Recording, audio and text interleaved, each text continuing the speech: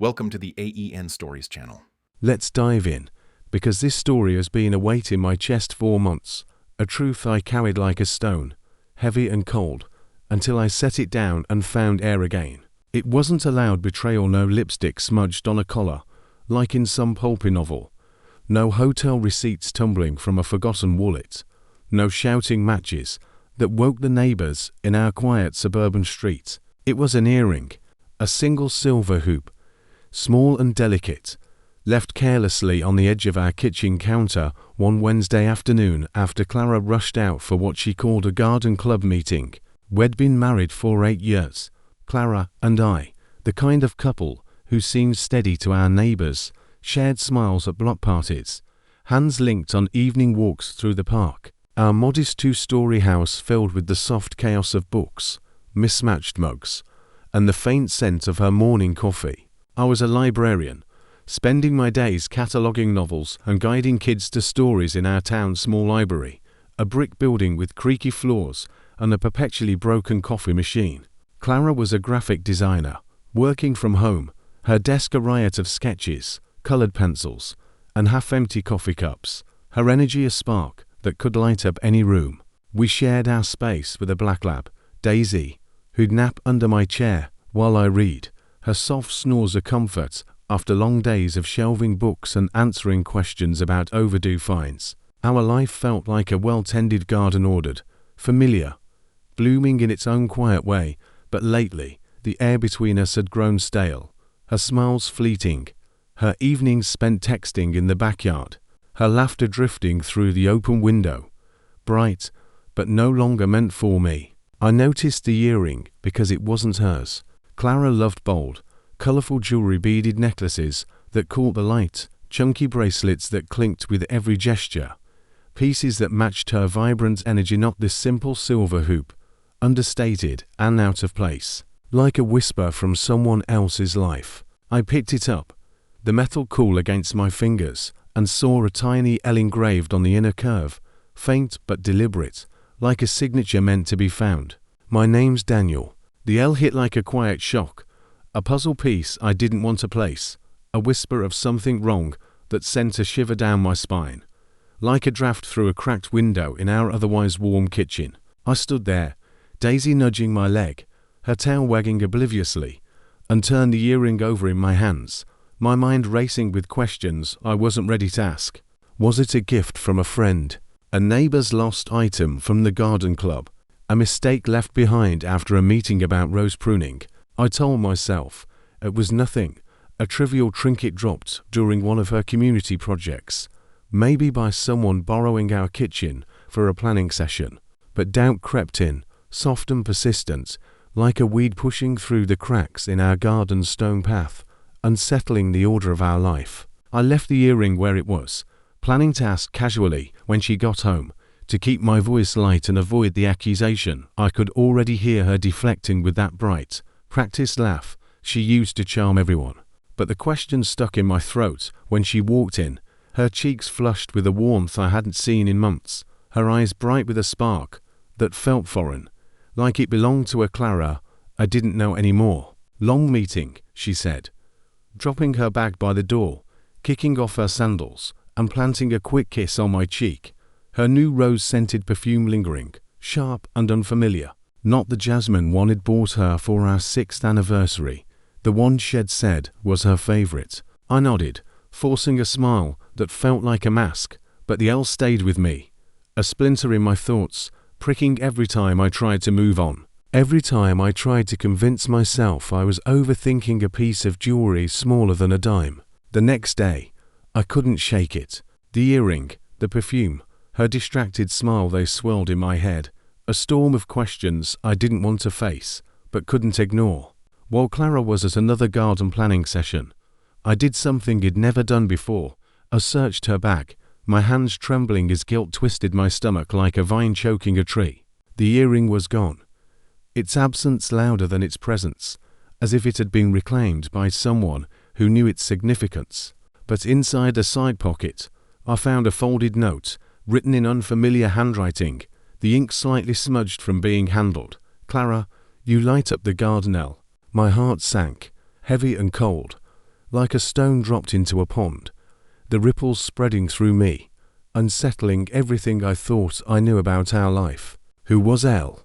Why was she keeping his notes? Was this a flirtation, a gift, or something deeper that had taken root while I wasn't looking? I photographed the note with my phone, my fingers clumsy, my breath shallow, and slipped it back exactly as he'd found it, my pulse loud in my ears, drowning out Daisy's curious whine as she nudged my leg, sensing the shift in my mood. That evening, over a dinner of roasted vegetables, her recipe, but thrown together with a distracted air. The carrots unevenly chopped, she was glued to her phone, texting with a smile she didn't share with me, her fingers dancing across the screen with a purpose that excluded me entirely. Client stuff, she said, her voice too bright, too practiced, as she angled the phone away, her eyes avoiding mine, as if I were a stranger in our own kitchen. I didn't push, didn't want to hear the lie I knew was coming, but the doubt grew, a shadow spreading across our life, darkening the corners of our once warm home, where we'd once laughed over spilled wine and planned a future filled with homegrown tomatoes and quiet evenings. Later, as she slept, her breathing soft and untroubled, her hair spilling across the pillow, used to, when we'd stay up whispering dreams, her designs in national magazines, my novel about the Civil War, a house with a big garden. I lay awake, staring at the ceiling, the L burning in my mind like a brand, a mark I couldn't erase. I didn't confront her, not yet. I needed more than an earring and a note, more than a gut feeling that was tearing me apart, piece by piece, like pages ripped from a book I'd thought was ours. I needed proof I wasn't losing my mind, that I wasn't the paranoid husband she'd accused me of being if I asked the wrong question, her laugh sharp and dismissive, cutting through my resolve. I thought of our early days, how we'd spend Sundays in the community garden, her hands deep in the soil, her laughter bright as we planted tomatoes, joking about naming them like pets. We'd sit on our porch afterward, her head on my shoulder, talking about a future where we'd grow old, surrounded by flowers and Daisy's descendants, a life that felt possible, even inevitable. Had that been real, or had I built it up in my head, a fantasy to cling to, while she drifted away, her light turning to someone else?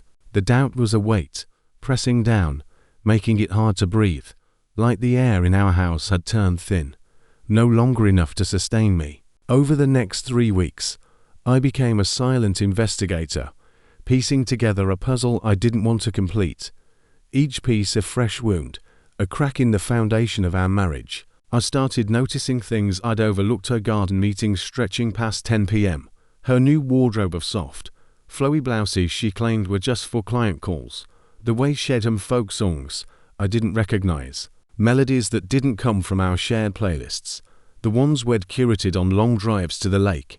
One morning, while she was out for a planting session, I checked her laptop, left open on the dining table, its password unchanged, our wedding date, a detail that now felt like a cruel irony, a reminder of vows that seemed to mean nothing to her.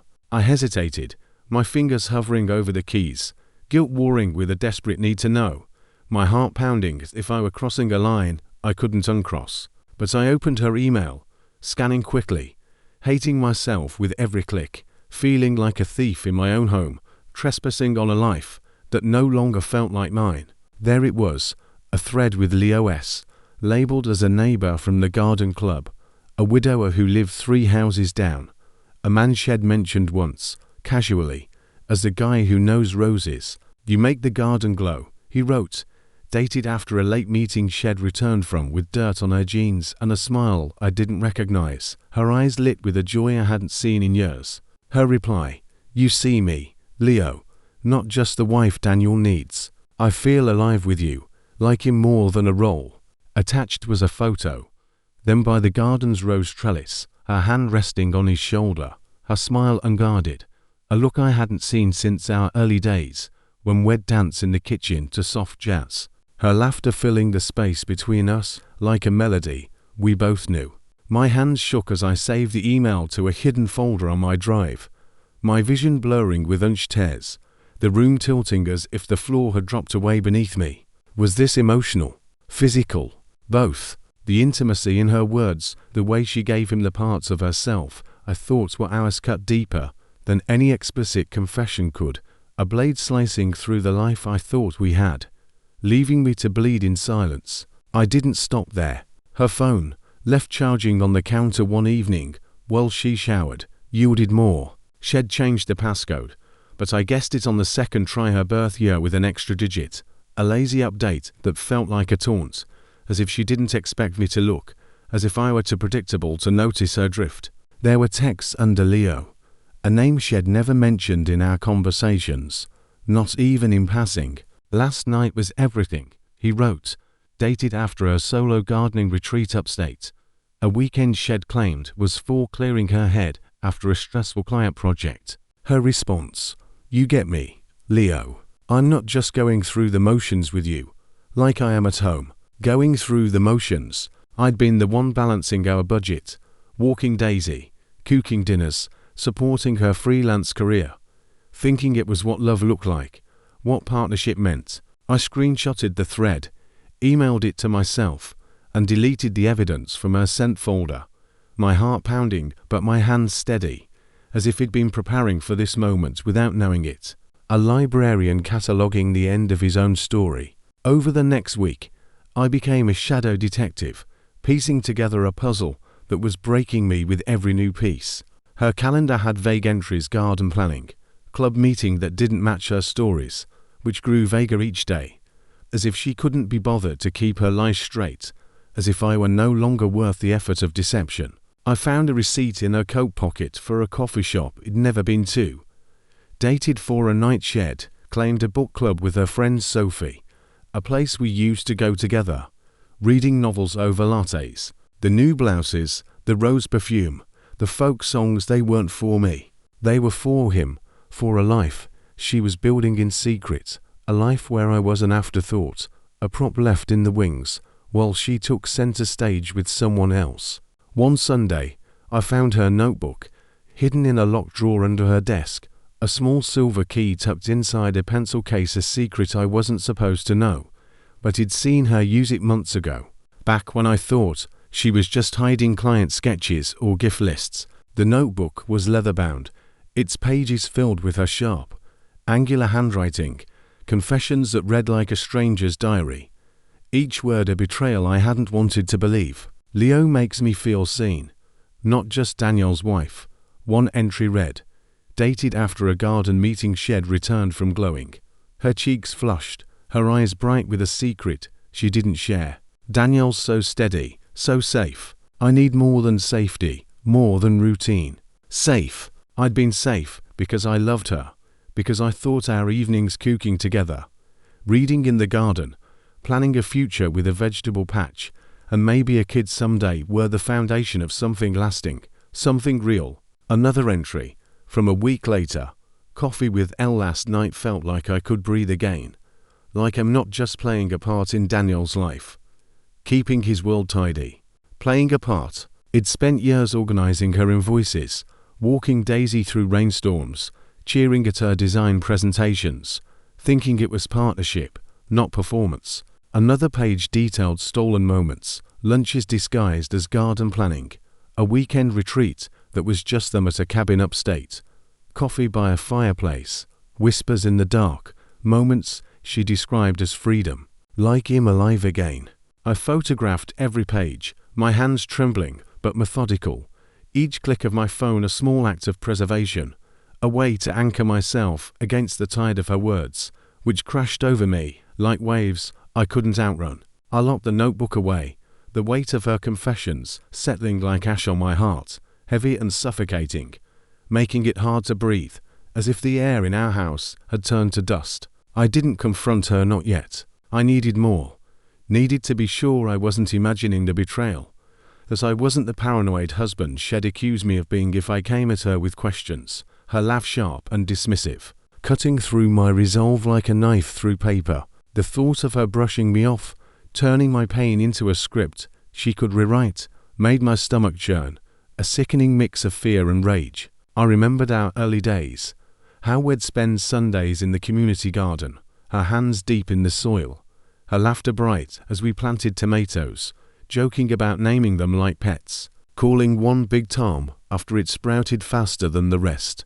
We'd sit on our porch afterward, her head on my shoulder, sipping iced tea, talking about a future where we'd grow old surrounded by flowers, Daisy's descendants chasing butterflies, maybe a kid or two running through the sprinklers. I'd thought those moments were the roots of something unbreakable, a life we were growing together.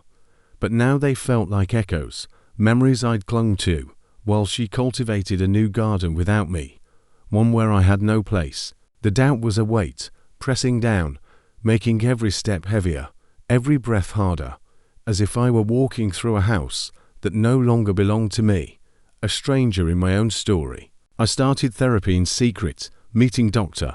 Emily Hart in a small office downtown, its walls lined with faded floral curtains and a single, wilting fern that looked like it was fighting to survive, much like I was. "You're not invisible," Emily said in our first session, her voice warm but firm, her glasses slipping down her nose as she leaned forward, her pen tapping softly against her notebook. "You're starting to see yourself, maybe for the first time in years." I unpacked years of feeling like Clara's support system, always organizing her freelance invoices, skipping my own writing to be there for her late-night design revisions, thinking it was what partners did, what love meant. I'd put off my dream of writing a novel about the Civil War to save for our house, skipped poetry workshops to cheer at her client pitches, believing it was building something together. "What has she given back?" Emily asked, her question a mirror I wasn't ready to face, its reflection showing a man who'd poured himself into a marriage that was no longer reciprocal. I didn't have an answer, not then, but it haunted me, echoing in the quiet moments when I stared at our wedding photo on the mantel, Clara's smile frozen under a canopy of fairy lights, her eyes bright with a promise that now felt like a lie. I'd been so busy tending her dreams, keeping our life steady, that I hadn't noticed mine wilting, like the fern in Emily's office, neglected but still clinging to life. One evening, Clara claimed a garden committee meeting at the community centre, her voice light as she grabbed her bag and kissed my cheek, promising to be back by 9. I followed, parking down the street from the garden, my car tucked behind a row of hedges, my heart pounding like I was a spy in a life that no longer felt mine. Through the twilight, I saw her with Leo, no committee in sight, just them standing by the rose trellis, laughing softly, his hand brushing her arm, her smile warm and intimate, a look she hadn't given me in years, not since we'd stayed up late planning our future, dreaming of a house filled with laughter and homegrown vegetables.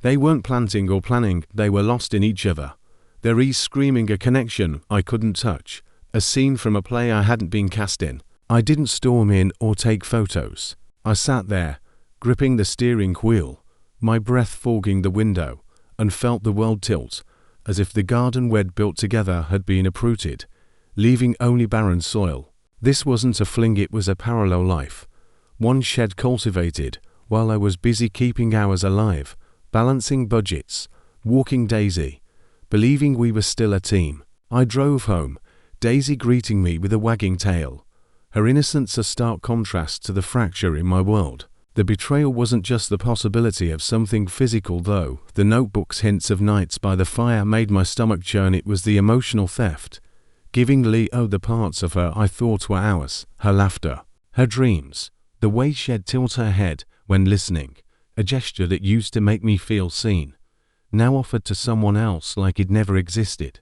The pain wasn't sharp like a cut, it was dull, a bruise spreading under my skin, making every moment heavier, every memory suspect. I started noticing more. The way she'd check her phone before bed, angling it away even when I was half asleep, the new lipstick she wore to garden meetings, a coral shade too bold for her design, calls, the way she'd stopped asking about my day, as if my world, my students, my books, my quiet passion for history was irrelevant to hers. I went to our neighborhood book club, a bi-weekly gathering at the local library, hoping to feel normal, to reclaim a piece of myself. The room smelled of coffee and old books, the group debating The Nightingale, but my mind wandered to Clara, to the earring, to Leo.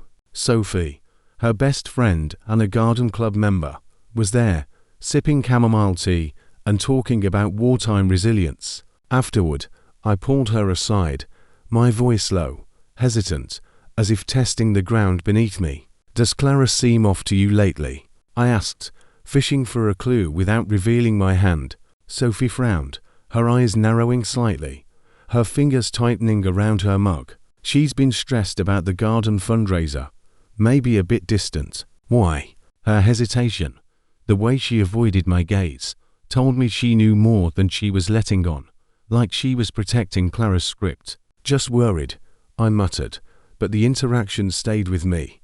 Another piece of the puzzle, a confirmation that others saw the shift I was living through, even if they wouldn't say it. I didn't scream or break things. I planned, methodically, over 12 days, each step a quiet rebellion against the life I was losing, like a librarian cataloguing the end of his own story. I opened a new bank account, redirecting my paycheck to untangle our finances, a process that felt like uprooting a plant we'd grown together, its roots tangled and stubborn. I rented a storage unit in a nondescript lot outside town, moving boxes at night while Clara slept, her soft snores a cruel contrast to my unraveling heart, each box a small goodbye to the life I'd thought we'd share. I scanned documents, our mortgage, tax records, even our marriage certificate.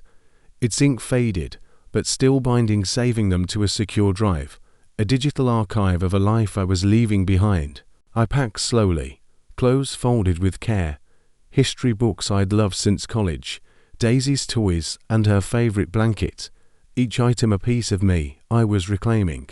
The photo from our honeymoon, where Clara smiled in a sunlit vineyard, her dress catching the breeze, went into storage, not because I couldn't bear to look at it, but because I didn't want her to have it, to hold on to a piece of me she'd discarded so easily. I wanted her to feel my absence, not my anger, to wake up to a house that no longer held my echo, a space as empty as it felt for months, a garden stripped of its caretaker. The night I left, Clara was at another garden meeting, her voice bright as she called out a goodbye, promising to be back by 9, her rose perfume trailing behind her like a ghost. I worked quickly, stripping the house of me. No shoes by the door, no jacket on the hook, no coffee mug in the sink, no trace of my daily routines, reading by the window, grading papers at the kitchen table, scratching Daisy's ears while she napped. I unplugged my charger, packed my laptop, even took the worn copy of Moby Dick I'd been rereading, its pages dog-eared from years of late-night notes. The walls, once lined with our photos as at a book festival, laughing in the community garden, kissing under Christmas lights, were bare, only nail holes remaining, like scars of a life erased, a story no longer told. I left one thing, a USB drive on the kitchen counter, with a recorded message, my voice calm but resolute, recorded in the quiet of 2 a.m. The night before. "Clara, I know about Leo. The earring, the emails, your notebook. I'm done being your backdrop. I'm gone. Good luck." I took Daisy, her leash jingling softly as she trotted beside me, locked the door, and drove to a motel an hour away, the suburban lights fading in my rear view, the hum of the highway a lullaby to my fractured heart. I felt no triumph, only a hollow relief, like setting down a weighted carriage along, the road stretching dark and open before me, like a blank page waiting to be written. I parked 2 blocks from the house to watch, needing to see her reaction, to know if my absence registered in the carefully curated world shed built without me. At 10:12 p.m., her car pulled into the driveway, her silhouette in a soft blouse, the kind shed started wearing for meetings, its fabric catching the streetlight's glow. Leo's car idled briefly before speeding off, its taillights a red blur in the dark, a silent confirmation of the life she'd chosen. She walked in, carefree, her sandals clicking on the porch, then froze in the doorway, her posture stiffening as if she'd sensed the void before seeing it. I saw her call my name once, twice, 3 times, her voice rising, then breaking into the silence, a sound swallowed by the empty house. She flipped on lights, her bag hitting the floor with a thud as she noticed the empty walls, the missing jacket, my side of the closet bare. She opened the fridge, found my labeled leftovers gone, the yogurt I liked, The craft soda it saved for weekends, even Daisy's food bowl missing, her water dish absent from its usual spot. Her hand went to her mouth, but she didn't cry, just stood there, staring, as if waiting for me to walk back in with a laugh, saying it was a prank, that he'd never leave her, that I'd stay her steady anchor forever. I didn't. I drove back to the motel, its flickering neon sign buzzing like a heartbeat, and sat on the stiff bed, Daisy curled beside me, her warmth a small anchor in the storm. I wondered if he'd made the right choice, or just burned my life to the ground, the question looping in my mind like a song stuck on repeat, its melody unresolved. By morning, I expected her phone to light up mine, texts, calls, voicemails begging for answers, pleading for me to come back, promising to explain away the earring, the notes, the lies. Nothing. Just one text at 11:43 p.m. Daniel, where are you? What's going on? No panic, no tears, just mild confusion, as if I'd misplaced myself like a lost book on her shelf, an inconvenience to her evening script. It crushed me, not because she didn't beg, but because she didn't seem shocked, as if she'd always known it'd fade eventually, that I was temporary, a placeholder until someone like Leo came along. Someone who made her feel alive in ways I apparently couldn't. I didn't reply. I sat in the motel, sipping coffee that tasted like ash, staring at the peeling wallpaper, its faded floral pattern a mockery of the garden we'd built together. Had I been the fool all along, believing in a love shed outgrown years ago? Had I been blind to the signs, the late nights, the new wardrobe, the way her kisses had become perfunctory, like checking a box on a to-do list? I thought of our first year together, how we'd dance in the kitchen to soft jazz, her laughter filling the air as I spun her clumsily, her hair catching the light like a halo. I'd thought those moments were the roots of something unbreakable, but maybe they were just echoes, memories he'd clung to, while she planted a new life without me, her garden blooming with someone else's care. 3 days passed with no follow-up, not from Clara, not from her brother, Mark, who'd always called me the book guy and sent me articles about obscure historical battles, not even from her best friend, Sophie, who'd shared my love for historical fiction and invited me to book club when Clara was too busy. The silence was deafening, a confirmation she'd moved on long before I packed my bags, that I'd been a ghost in my own marriage long before I left, haunting a house that no longer needed me. I spent those days in a fog, walking Daisy along the motel's cracked parking lot, her tail wagging as she chased shadows, her trust in me a small comfort in the haze. I called my sister, Lavra, who lived across the state in a bustling city, her voice steady as she listened through my halting explanation, the words spilling out in a rush, like books tumbling from a shelf. "You're not crazy, Daniel," she said, her tone firm, like she was anchoring me from miles away. "She made her choice, and it wasn't you. You don't owe her your pain. Not after she chose him over you." She offered her guest room, a couch, a fresh start, but I declined. I needed solitude, not pity. Needed to face this alone before I could lean on anyone else. "You're stronger than you think," she added, her voice softening, and I wanted to believe her, but I felt like a book misplaced in the library, forgotten on a shelf no one checked, its pages yellowing with neglect. I kept seeing Emily, my therapist, twice a week now, her office a safe haven, where I could unravel the tangle of my thoughts without judgment, the wilting fern in the corner a quiet reminder of my own struggle to survive. "You're grieving," she said in our second session, her pen tapping softly against her notebook, her eyes kind but unflinching. "Not just her, but the version of you that believed in her, the version that thought love was enough to keep her." I nodded, tears stinging my eyes, and admitted the truth.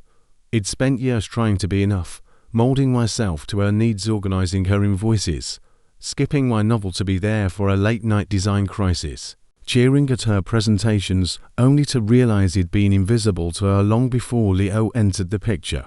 "What did you want from her that you didn't get?" Emily asked, her question a mirror I wasn't ready to face, its reflection showing a man who'd given everything and received only absence in return. I sat there, staring at the fern, its leaves curling inward like my own heart, and said, "I wanted her to see me, not as the guy who keeps things together, but as the man she chose, the one she loved.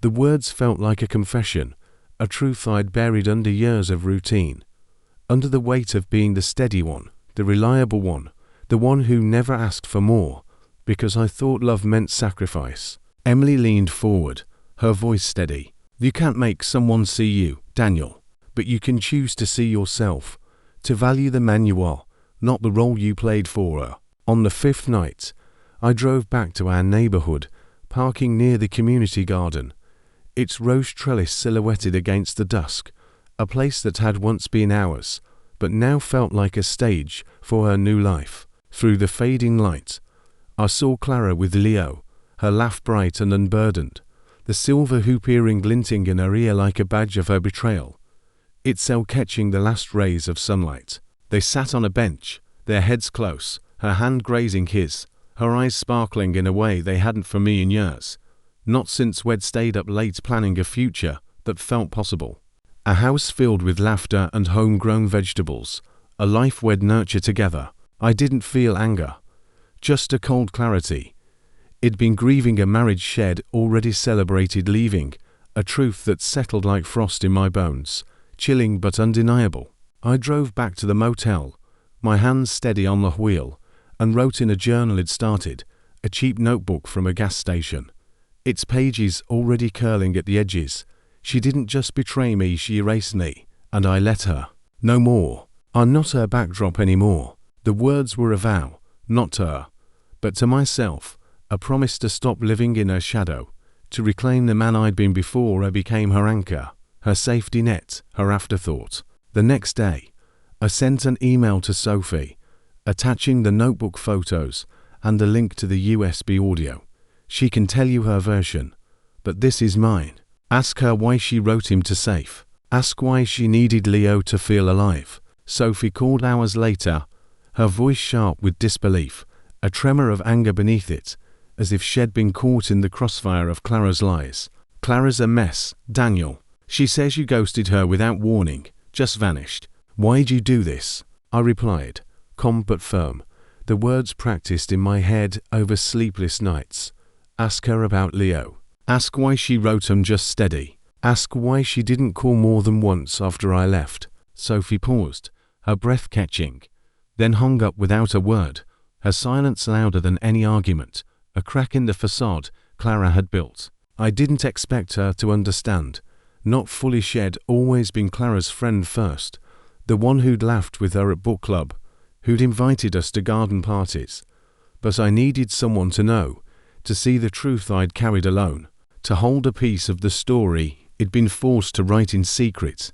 A week later, I ran into our neighbor, Margaret, at a grocery store near the motel, her cart filled with vegetables and a loaf of sourdough, her smile faltering when she saw me.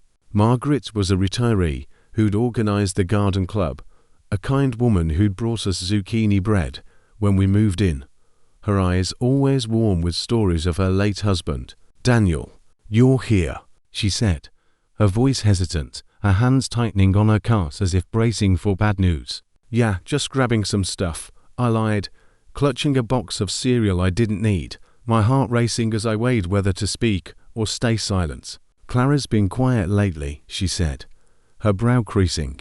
Everything okay? I paused, the weight of her question pressing against the truth I'd been carrying. I could have deflected, kept my silence, but something snapped a need to stop protecting Clara's narrative, to let the truth breathe. She's been quiet because she's with Leo, I said, my voice low but steady, each word a small rebellion. Ask her about the earring she found at the garden. Margaret's eyes widened, her hand pausing on her cart. Leo, the widower. I thought she trailed off, realization dawning like a cloud passing over the sun. I'm so sorry, Daniel, she whispered, her voice heavy with sympathy, but I shook my head. Don't be. Just don't let her spin it like I left for no reason. I walked away, the cereal forgotten in my hands, feeling lighter, like he'd reclaimed a piece of the truth, a seedling breaking through the soil after a long winter. The community garden's annual fundraiser, held 2 weeks later, became the moment Clara's lies unraveled publicly. I hadn't planned to attend, but Lavra, My sister insisted I go, driving in from the city with her usual blunt energy, her car packed with coffee and a fierce determination to pull me out of my fog. "You can't hide forever," she said, handing me a thermos as we parked near the garden, the air thick with the scent of roses and grilled food from the event. "Show them you're not the one who broke." The garden was alive with neighbors' kids running through the grass, tables lined with homemade jams and potted plants, a string quartet playing softly under a canopy. I stayed on the edges, Daisy at my side, her leash loose in my hand, but I saw Clara across the lawn, laughing with Leo, the silver hoop earring glinting in her ear, her hand brushing his as they arranged a display of sunflowers. Margaret was there too, her eyes flicking between Clara and me, her expression tight. Halfway through the event, during a speech about the garden's growth, Margaret took the microphone, her voice steady but pointed.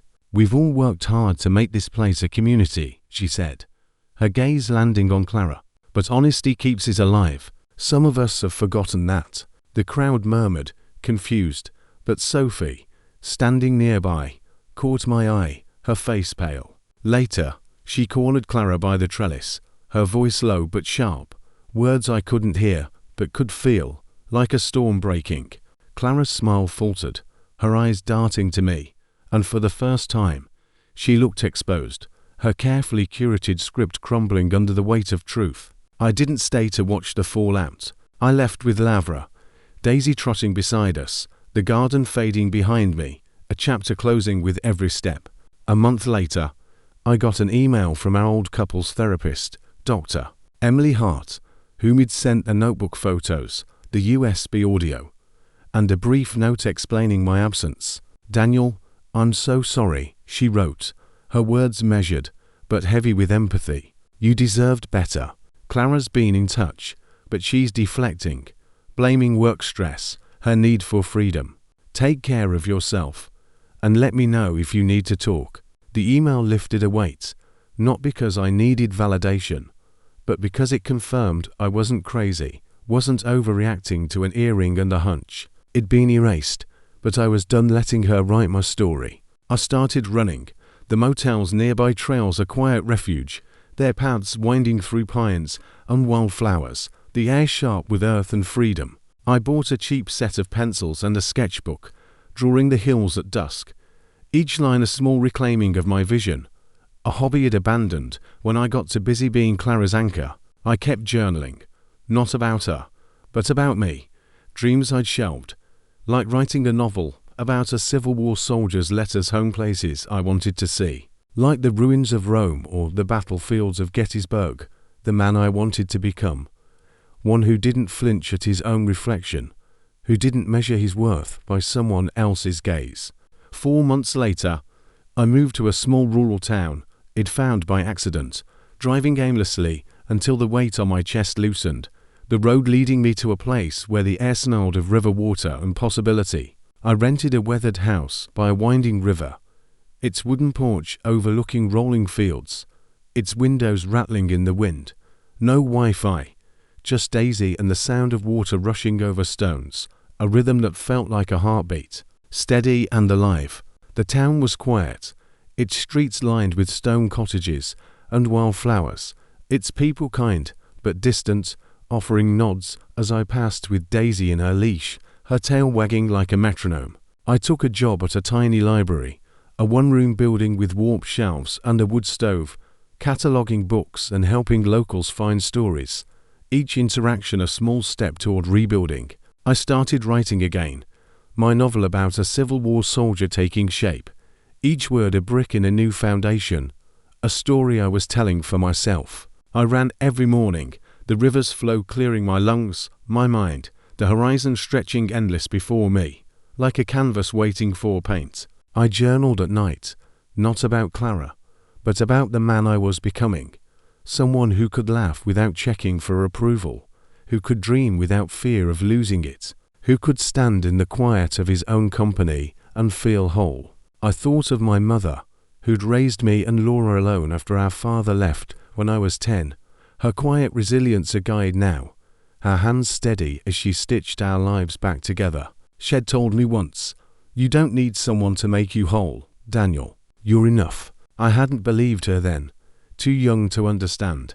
Too busy chasing a life I thought would complete me. But now, in the stillness of the river house, with Daisy's warmth beside me and the scratch of my pencil on paper, I was starting to believe her.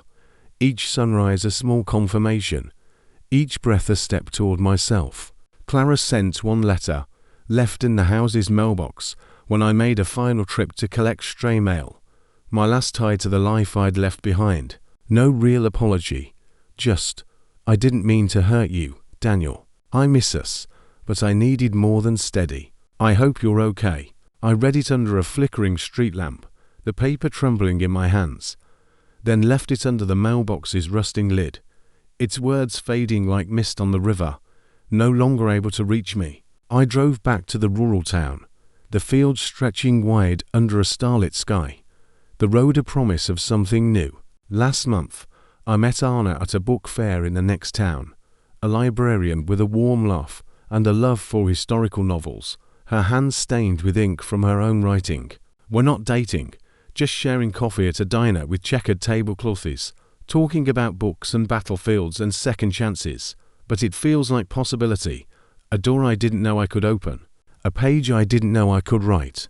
The earring didn't break me, it was the spark that burned away a life he'd outgrown, a fire that cleared the ground for something real, something mine. I think of my mother again, her words clearer now, you're enough. I see it in the way Daisy chases dragonflies by the river, in the weight of a pencil in my hand, in the quiet of a night where I don't check my phone for Clara's name.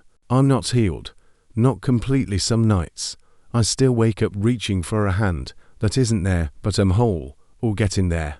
Betrayal didn't shatter me, it taught me I could walk away and still stand tall, that I could build a life from the ashes of one I thought I needed. Thanks for listening to my confession. If you've ever felt erased by someone you loved, share your story below.